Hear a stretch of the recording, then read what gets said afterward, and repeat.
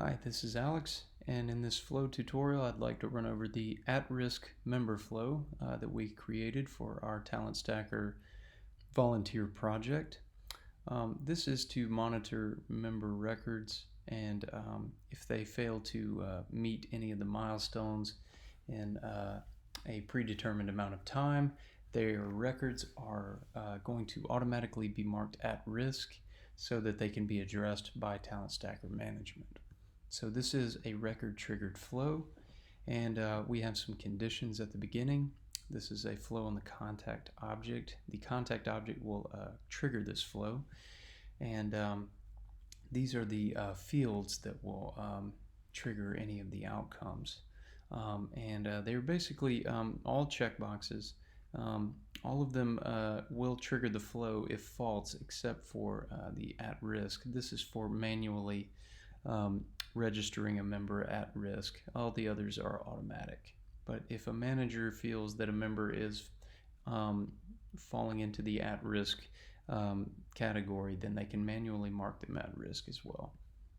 So if we move on, we hit our first or only decision element in this flow.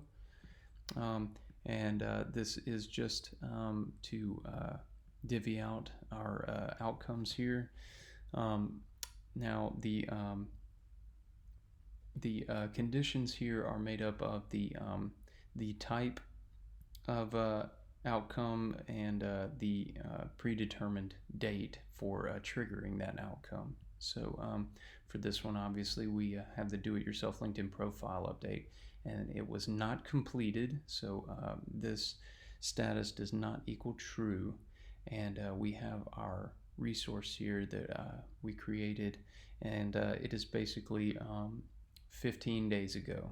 Today minus 15, so the sign up date versus of the member is less than or equal to 15 days ago, and they still have not completed this achievement, then they are going to automatically be labeled at risk.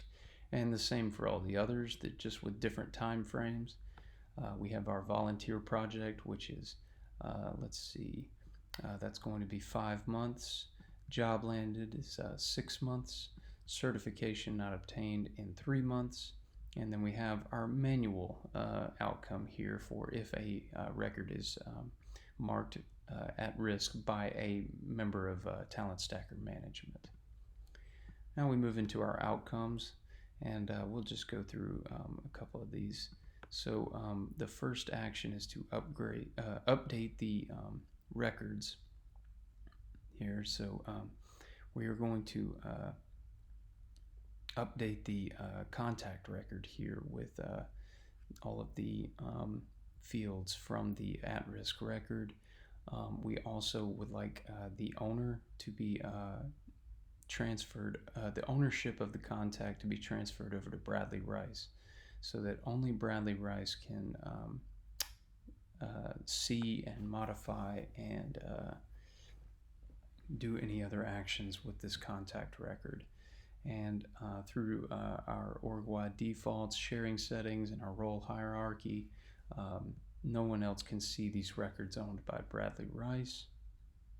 So once a member is marked at risk, they will no longer be visible to any other user in the system except for Bradley Rice.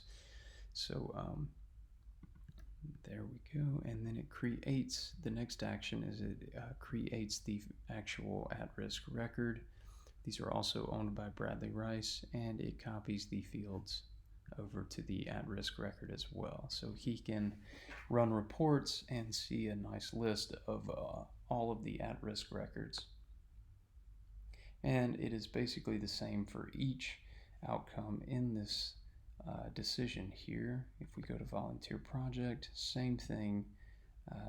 The at-risk date is the current date. It is the reason is auto-populated, ownership to Bradley Rice, all the way through. The manual addition here, the only thing that has to happen is the value for the ownership of the contact record has to be transferred over to Bradley Rice. Everything else will be auto-populated by the manager or manually inputted by the manager when they mark the record at risk. And once they save the record, it is automatically assigned to Bradley Rice and therefore out of their hands, and they will not be able to modify the record any further. And that is our at-risk flow for this. Thank you.